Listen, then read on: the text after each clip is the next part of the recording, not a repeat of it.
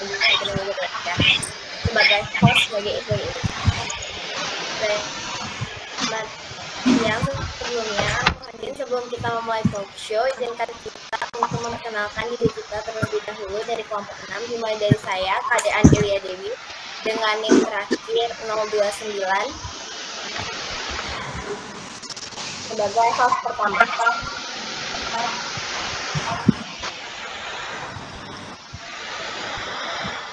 Selanjutnya mungkin Kak Malda.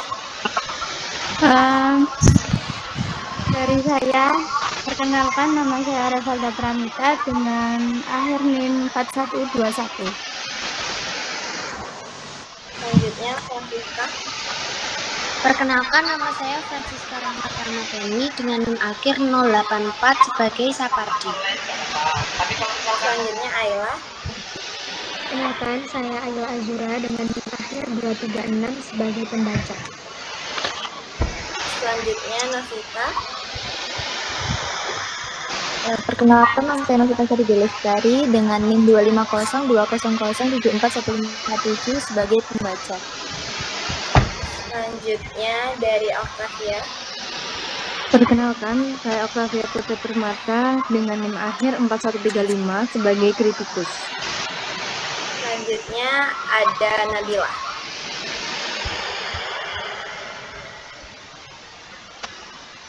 Bentar, ngelek. Perkenalkan, nama saya Nabila Nurtaliza dengan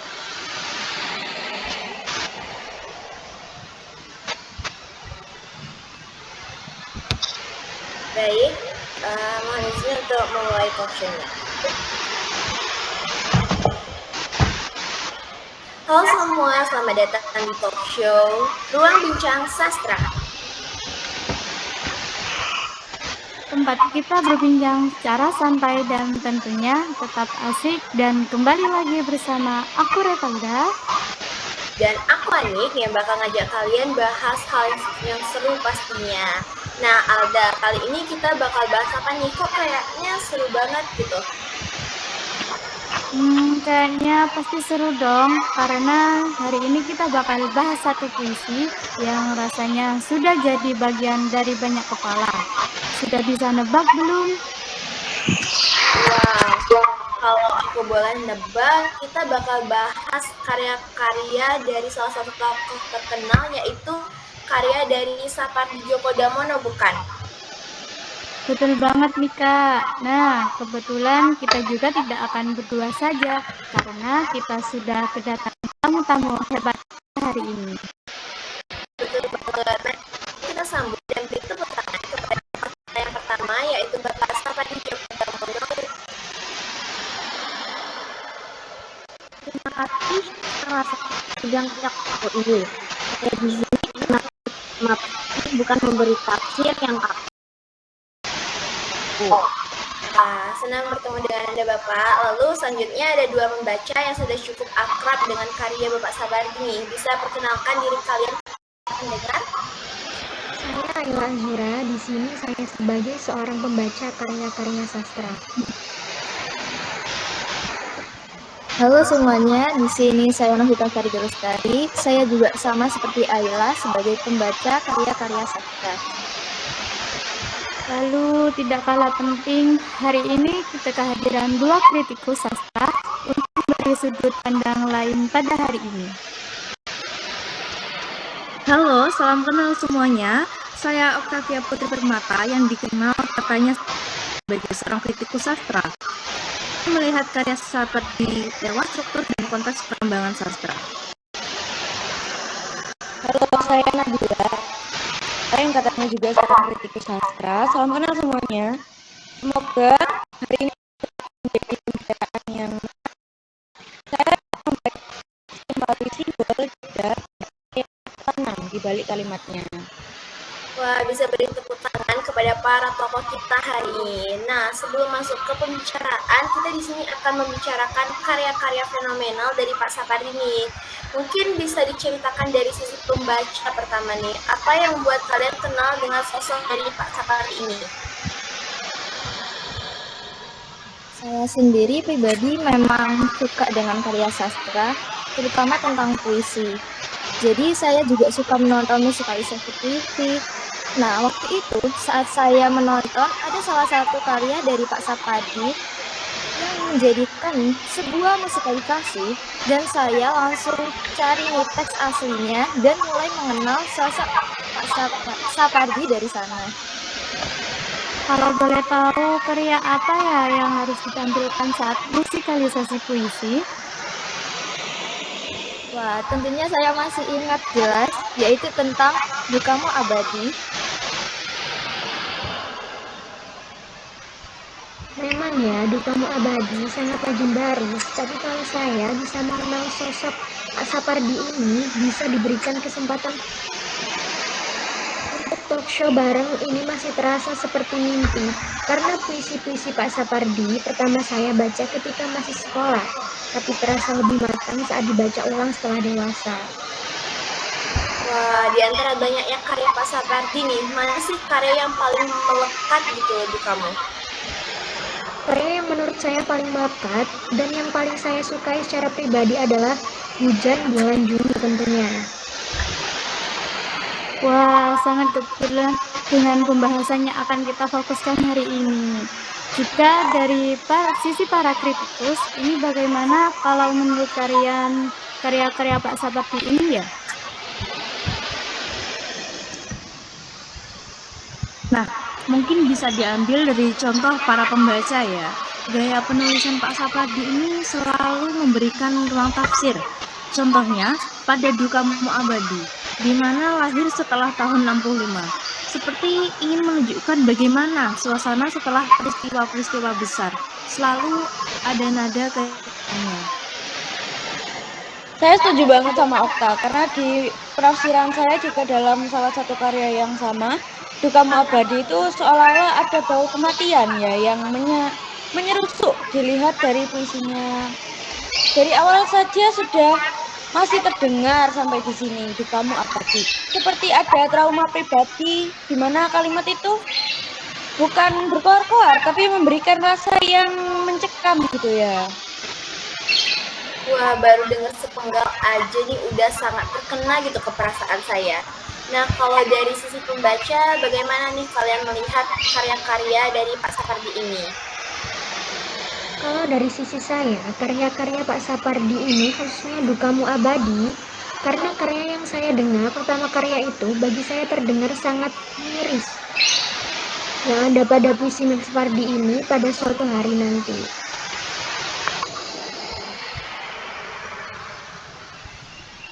Kalau dari sisi saya, karya-karya Pak Sapardi ini khususnya tentang Dukamu Abadi itu terdengar sangat miris, di mana ada perasaan takut yang tergambar. Bisa dikatakan ya bahwa Pak Sapardi ini sangat memiliki gaya khas untuk penulisannya. Betul, seperti di puisi Hujan Bulan Juni juga sangat menggambarkan penulisan seorang tokoh Sapardi ini. Sederhana, mengambil jarak, dan ada nada kehilangan. Dia itu tidak membangun puisi dengan dentuman, tapi dengan jeda dan ingatannya, seperti itu.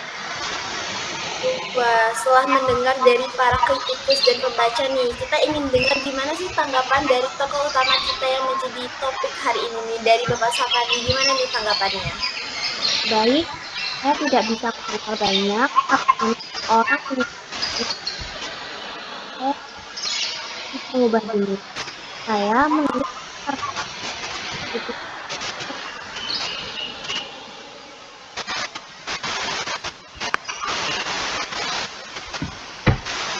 Kalau berbicara tentang karya Bapak serta karya Dukamu Abadi, bagaimana menurut Bapak sendiri interpretasi dari teman-teman semua?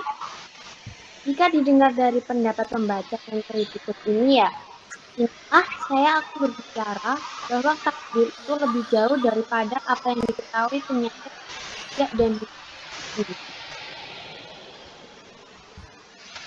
Wah, bisa diceritakan nih Pak, apa yang Bapak pikirkan saat membuat karya fenomenal ini, karya Dukamu Abadi?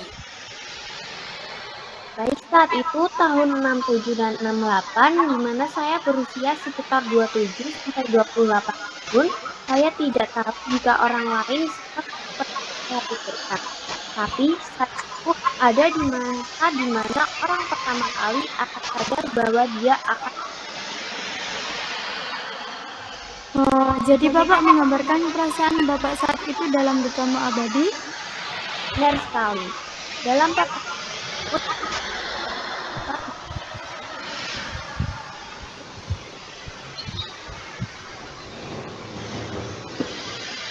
dari ketakutan saya. Jadi hasilnya Wah, sangat mendalam sekali ya artinya, Pak. betul. Tadi ditaksirkan, Pak.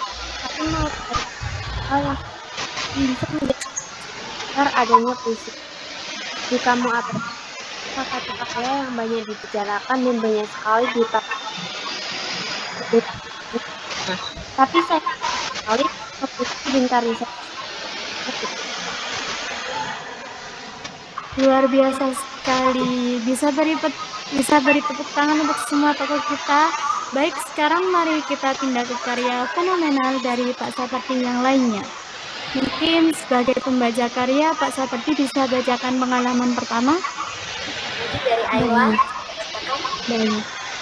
Tak ada yang lebih tabah dari hujan bulan Juni. Dirahasiakannya rintik rindunya kepada pohon berbunga itu. Wah, dari sajaknya tuh mendalam sekali ya. Mungkin dari Novita nih, sebagai seorang pembaca, gimana sih kamu menangkap baik dari sajak itu? Baik, ketika mendengar bait yang dibacakan oleh Ayla tadi, saya itu menangkap tentang ada perasaan yang ditahan gitu, tetapi tidak tercekik. Seperti orang yang mencintai tanpa dituntut. Saya melihatnya sebagai wujud kesetiaan diam, rindu disimpan bukan karena takut, tetapi karena sadar tempatnya. Jika dari para kritikus, bagaimana menurut kalian? Secara garis besar di sini, gaya penulisan Pak Sapardi menggunakan metafora di sini, tetapi tidak dijelaskan di mana dalam sajak dibuatnya bahwa hujan ini memiliki perasaan, tapi tidak ada narasi tambahannya.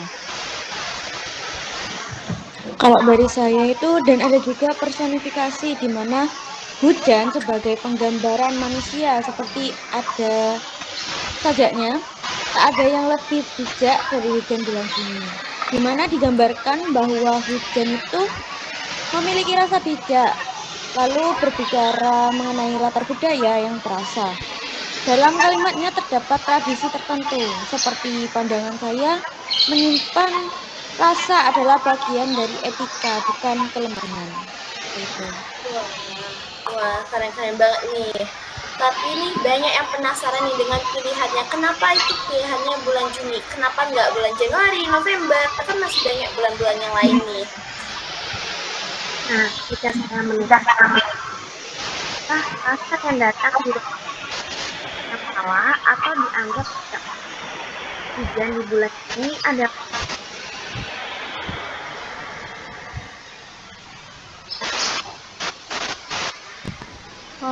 Jadi simbol bukan sekadar cuaca musiman. Lalu menurut para kritikus dan pembaca, bagaimana penggambaran kalian terhadap karya Pak Sapardi ini?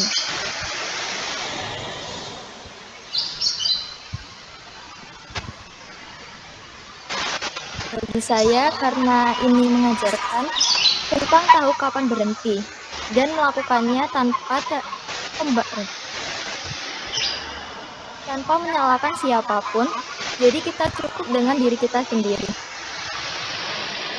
Saya hampir sama dengan Novita, tapi jika ditambahkan saya melihat tentang seseorang yang punya harapan, tapi perlahan mundur dengan tenang, lalu gaya penulisannya saya sangat suka, karena di karya Pak Sapardi ini selalu tidak menggurui. Ia memberikan celah bagi membaca untuk mengisi sendiri. Dari saya melihat selalu ada penggambaran nilai moral yang kuat dari karya Pak Sapardi ini. Seperti sebagaimana manusia, kita harus meninggalkan tanpa merusak. Sapardi menggunakan diksi sehari-hari, tapi memberi ritme yang serius. Juga tidak ada kata yang dibiarkan berdiri sia-sia. Gaya Sapardi itu sederhana, tapi menyelinap. Ia tidak menutup pintu interaksi. Kalau dari saya ya, bisa dilihat dari budaya ya, karena karya-karya Pak Sapardi ini penulisannya mungkin dibuatnya sudah pada zaman dahulu ya, ada nilai dan rasa romantisasi yang kuat dalam setiap bajaknya. Ya karena kan katanya orang dulu romantis-romantis ya. Lalu dalam puisi ini saya menyalahkan apapun. Saya tafsirkan seperti diam bukan seperti kalah. Jadi sudah nilai etika rasa di situ serta tidak menyalahkan apapun, tidak menggugat keadaan. Lalu untuk gaya penulisannya seperti tidak ada dramatisasi yang berlebihan, tidak dilebih-lebihkan seperti itu. Pak Sapardi ini bisa membuat kalimat pendek tapi bergaung lama karena ditaruh di tempat yang tepat seperti itu. Wah, memang ya kalau ngomongin tentang persepsi dan tafsiran dari sebuah karya nih itu kayak berbeda-beda gitu tergantung gimana orangnya itu melihat sebuah karyanya. Bener banget nih. Kalau pendapat dari Pak Sapardi bagaimana?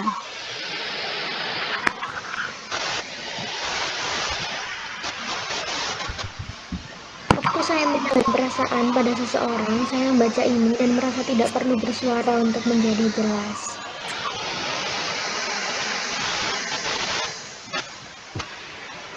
Wah, mendengar teman-teman semua menyampaikan pendapatnya mungkin kurang lebih disimpulkan ya bahwa secara budaya puisi ini tuh mendukung konsep rasa yang dijaga, bukan ditekan tapi tidak diarak juga, dan secara moral ia mengajarkan tentang ketabahan tanpa keluhan dan pengakuan atas ketidaksempurnaan keadaan nih Alda. Bener banget nih. Kalau dari para pembaca ini, apakah puisi ini pernah hadir di momen tertentu dalam hidup kalian? Waktu saya menahan perasaan pada seseorang, saya membaca ini dan merasa tidak perlu bersuara untuk menjadi jelas. Saya sendiri membaca puisi ini ketika menunggu sesuatu yang tidak terjadi. Rasanya seperti ditampar, tetapi menemani.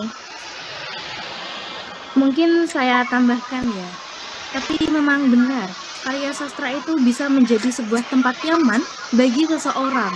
Mungkin belum kita tutup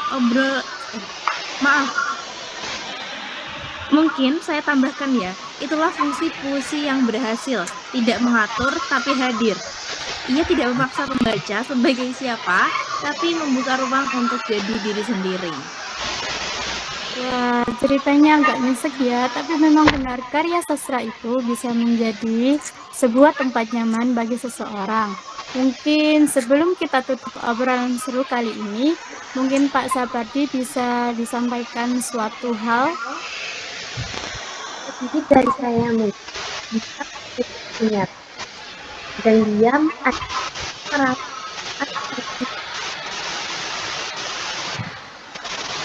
Wah, nggak terasa nih sudah di penghujung acara. Terima kasih yang besar untuk semua narasumber dari Bapak Sapardi, dari para pembaca dan kritikus nih. Obrolan hari ini tuh sangat menyenangkan, tenang, seperti isinya gitu. Terima kasih ya. Terima kasih. Lalu kami ucapkan terima kasih juga untuk para penonton dan pendengar Tech Show setia kami. Semoga hujanmu kalau ada tidak perlu meminta izin untuk Dan turun. saya Ani. Dan saya Ravelda. Sampai jumpa di Talk Show episode selanjutnya. Baik, sekian dari Talk Show kelompok 6 kami. Kami membuka sesi pertanyaan untuk kelompok 5 yang sudah mendengarkan Talk Show kami.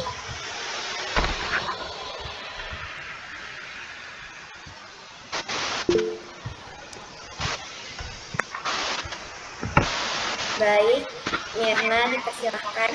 Baik, terima kasih atas kesempatannya. Pembicaraan siang ini dari teman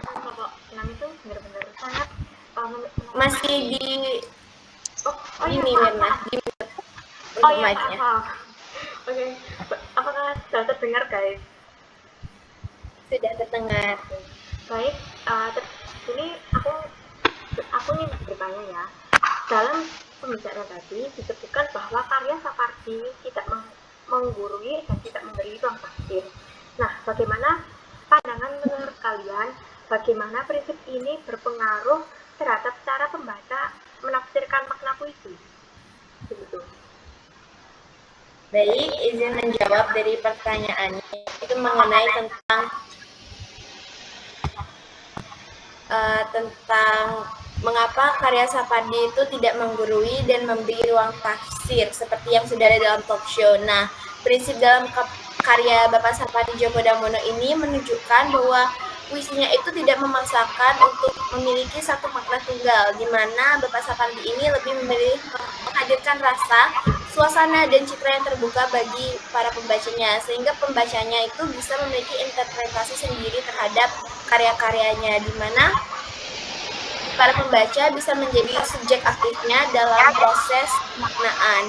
Mereka tidak hanya menerima pesan, tetapi juga ikut membangun makna berdasarkan pengalaman emosional dan konteks dari pribadinya masing-masing. Seperti yang sudah dicontoh tadi, yaitu puisi Hujan di Bulan Juni dan juga Dukamu Abadi, di mana salah satunya Hujan di Bulan Juni itu bisa dibaca sebagai simbol cinta yang tertahan. Apakah bisa menjawab pertanyaan dari Mirna? Baik, bisa saya pahami. Terima kasih. Baik, selanjutnya untuk Aulia Natifah, bisa dibacakan pertanyaannya. Perkenalkan, saya Aulia Natifah dengan NIM akhir 146. Sebelumnya, apakah suara saya terdengar? Terdengar. Baik, saya izin bertanya. Karya Hujan di Bulan Juni dan Dukamu Abadi ini kan sama-sama berisi nada kehilangan dan ketabahan. Nah, apakah keduanya ini bisa dibaca sebagai refleksi sosial pada masa pasca 1965 atau hanya pengalaman pribadi penyair? Baik, terima kasih atas pertanyaannya, yang dimana pertanyaannya akan dijawab oleh Nabila. Oke, baik. Izin menjawab ya. Sebelumnya saya pastikan dulu, pertanyaannya itu mengenai karya Hujan di Bulan Juni dan Dukamu Abadi, apakah keduanya bisa dibaca melalui refleksi sosial pada masa pasca 1965 atau hanya pengalaman pribadi penyair saja? Saya izin menjawab, kedua karya tersebut itu dapat dibaca dari dua lapis makna, yaitu personal dan sosial. Secara personal, Bapak Sapardi ini seorang penulis menulis dari pengalamannya, kesadaran akan kesamaan, ketakutan, dan upaya menemukan ketenangan batinnya. Dalam karyanya yang berjudul Dukamu Abadi, misalnya ya, ia mengungkapkan perasaan takut akan kematian dan kehilangan dengan cara yang tenang dan tidak melodramatis. Namun jika dibaca secara kontekstual, terutama dengan latar sejarah pasca 1965, masa penuh trauma sosial dan politik, puisi-puisi Pak Sapardi ini dapat dianggap sebagai refleksi diam atas kita kolektif masyarakat Indonesia pada masa itu. Nada kehilangan, keheningan, dan ketabahan dalam puisinya seolah menjadi cara penyair menghadapi realitas yang sulit diucapkan secara langsung. Jadi, Hujan di Bulan Juni dan Dukamu Abadi tidak sekedar curahan hati pribadi penyair saja, tetapi juga bentuk kesadaran sosial yang sublim, di mana Pak Sapardi ini menggunakan bahasa lirik untuk mengungkapkan kondisi bangsa yang terluka, namun tetap berusaha untuk tenang. Keduanya itu menjadi cermin bahwa keheningan pun dapat menjadi bentuk perlawanan dan penyembuhan. Seperti itu, apakah bisa dipahami? Sangat bisa dipahami. Terima kasih atas jawabannya. Baik, sama-sama. Baik, sekian dari talk show dari kelompok 6 tentang tokoh Sapardi Djoko Damono, dikarenakan sudah ada sesi diskusi juga. Jadi akan kami akhiri. Mohon maaf apabila ada kesalahan kata, dan akhir kata kami ucapkan terima kasih.